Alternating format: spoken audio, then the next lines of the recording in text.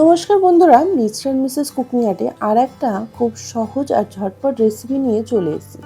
তোমরা এটা পেঁয়াজ রসুন যারা খাও না তারা কিন্তু এই রেসিপিটা অবশ্যই ট্রাই করতে পারো। কোনো রকম পেঁয়াজ রসুন ছাড়াই এই রেসিপিটা দুর্দান্ত হয়, আর এটা তোমরা একেবারেই সমস্ত কিছু দিয়ে বানিয়ে ফেলতে পারবে। চলো দেখে নেওয়া যাক আজকের রেসিপি। যদি ভালো লাগে চ্যানেলটা অবশ্যই সাবস্ক্রাইব করে নিও।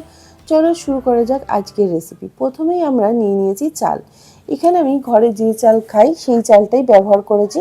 তোমরা চাইলে এখানে দেরাদুন রাইস ব্যবহার করতে পারো।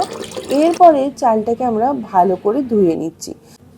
চালটাকে ধুয়ে একটা পাশে রেখে দিয়েছি, আর এরপরে পনিরটাকে আমরা একটু হালকা ভেজে নিয়ে নিয়েছি এখানে বিনস আর আলু। এইভাবে একটু বড় বড় সাইজের আলুগুলোকে রেখেছি। নিয়ে নিয়েছি সোয়াবিন, গরম জলে ভাপিয়ে নিয়ে তারপরে ভালো করে ধুয়ে এর মধ্যে রেখেছি। এখানে আমরা এই রান্না করার জন্য নিয়ে নিয়েছি প্রেশার কুকার, যাতে রান্নাটা খুব ঝটপট হয়ে যায় আর খুব কমও গ্যাস পড়ে আর কম টাইমের মধ্যে খুব সুস্বাদু একটা রেসিপি হয়ে যায়। তেলটাকে গরম হতেই আমরা এর মধ্যে দিয়ে দিয়েছি তেজপাতা আর গোটা গরম মশলা। তেজপাতা গোটা গরম মশলা দিয়ে দেওয়ার পরে এখানে আমরা দিয়ে দিয়েছি কাঁচা লঙ্কা আর টমেটো। কাঁচা লঙ্কা টমেটোটাকে এখানে টমেটো আমি দুটো নিয়েছি, ছোট সাইজের যেহেতু টমেটো ছিল। তোমরা চাইলে একটু বড় টমেটো এর মধ্যে যদি থাকে তাহলে একটা দিলেই হবে। এখানে আমি টমেটোটাকে ভালো করে মিশিয়ে নিচ্ছি। দেখো, মিশিয়ে নেওয়ার পরে এর মধ্যে দিয়ে দেবো কিন্তু আদাটাকে দিয়ে এটার সাথে খুব ভালো করে আবারও মিশিয়ে নেব, যাতে আদার খুব সুন্দর একটা গন্ধ চলে আসে আর টমেটোগুলোও ভালোভাবে গলে যায়। দিয়ে দিচ্ছি নুন, যাতে টমেটোটা খুব ভালো করে গলে যায়। আর এখানে দিয়ে দিচ্ছি হলুদটা দিয়ে দেওয়ার পরে এর মধ্যে আমরা একটা মশলা অ্যাড করব। যে মশলাটা আমি আগেই বাড়িতে রেডি করে রেখে দিয়েছিলাম, গোটা গরম মশলা, জায়ফল, ধনে গুঁড়ো, জিরে গুঁড়ো আর নিয়ে নিয়েছি গোলমরিচের গুঁড়ো।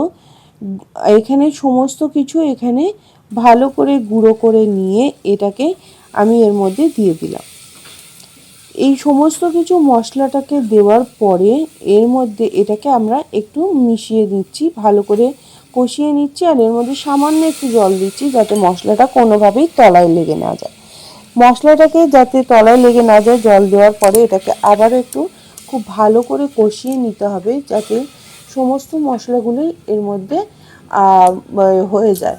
আর আমি মশলাটা আবারও একবার বলে দিচ্ছি, যদি কেউ বুঝতে না পেরে থাকো। গোটা গরম মশলা নিয়েছি, ধনে গুঁড়ো, জিরে গুঁড়ো নিয়ে নিয়েছি, এখানে জায়ফল আর এর মধ্যে গোলমরিচের গুঁড়ো, সমস্তটাই এর মধ্যে মিশিয়ে ভালো করে আমি রেডি করে নিলাম। এরপরে কাশ্মীরি রেড চিলি পাউডারটা সম্পূর্ণ অপশনাল, তোমরা দিতেও পারো। দিয়ে মিশিয়ে নেওয়ার পরে দিয়ে দিয়েছি সবজিগুলো আর এখানে দিয়ে দিয়েছি সোয়াবিনটাও আর সবজিটা সমস্ত কিছুই একসাথে আমরা মিশিয়ে দিচ্ছি, যাতে খুব ঝটপট হয়ে যায় আর একই পাত্রের মধ্যে সমস্তটাই খুব তাড়াতাড়ি হয়ে যায়।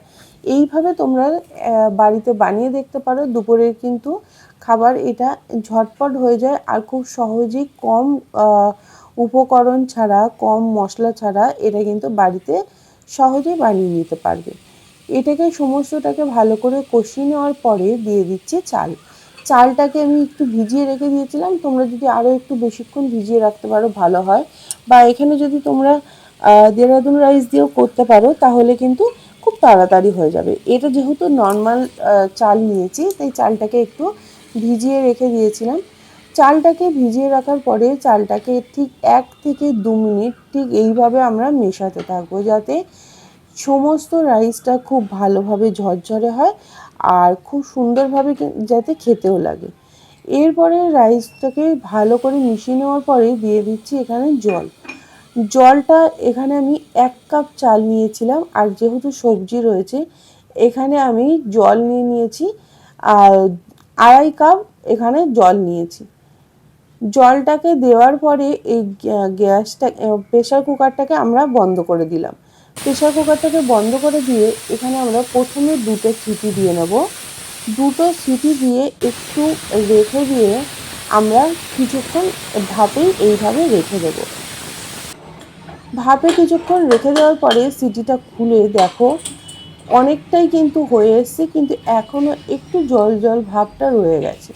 তাই এই অবস্থাতেই আমরা এর মধ্যে দিয়ে দেব কিন্তু এর মধ্যে সামান্য একটু, আবারও একটু উপর থেকে দিয়ে দিচ্ছি সামান্য গরম মশলার গুঁড়ো, একদম হাফ চামচের মতো। কিন্তু আগে আমরা গরম মশলা যেহেতু ওখানে অ্যাড করেছিলাম, তাই একদম সামান্য গরম মশলার গুঁড়ো দেওয়ার পরে এটাকে খুব ভালো করে মিশিয়ে দিচ্ছি। মিশিয়ে দেওয়ার পরে এর সাথে ভালো করে মিশিয়ে দেওয়ার পরে এর মধ্যে সামান্য একটু চিনিও ব্যবহার করবে, যাতে টেস্টটা আরও সুন্দর আসে আর টেস্টটাও ব্যালেন্স হয়। চিনিটাকে ব্যবহার করার পরে আবারও খুব ভালো করে মিশিয়ে দিচ্ছি। মিশিয়ে দিয়ে এটাকে এইভাবে একটুখানি ওপর থেকে যে পনিরগুলো রেখেছিলাম পনিরগুলোকে দিয়ে দেবো। পনিরগুলোকে দিয়ে দেওয়ার পরে এটাকে আবারও একটু ভালো করে মিশিয়ে দিয়ে গ্যাসটাকে আমরা এইভাবে ঢেকে দিচ্ছি। তোমরা চাইলে এখন এর ওপর থেকে একটু ঘি ছড়িয়ে দিতে পারো। এরপরে আবারও দুটো সিটি দিয়ে আমরা নামিয়ে নেব। যেহেতু এটা নর্মাল চাল ছিল, তাই এখানে আমি 4টে সিটি দিয়েছি। যদি তোমরা দেরাদুন রাইস হয় তাহলে দুটো সিটিতেই কিন্তু এখানে হয়ে যাবে রান্নাটা।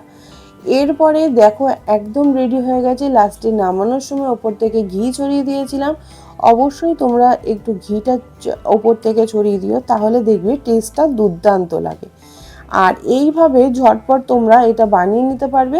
তোমরা এখানে আমি এখানে সাইডে শসা নিয়েছিলাম, এর সাথে তোমরা দই দিয়েও খেতে পারো বা শুধুও তোমরা এইভাবে খেতে পারো। খেতে অসম্ভব ভালো হয়। খুব কম টাইমের মধ্যে ঝটপট এইরকম সয়াবিন দিয়ে পনির দিয়ে খুব সুন্দরভাবে সমস্ত সবজি দিয়ে বানিয়ে নিতে পারো। তাহলে রেসিপিটা যদি ভালো লাগে তাহলে অবশ্যই আমাকে কমেন্টের মাধ্যমে জানিও।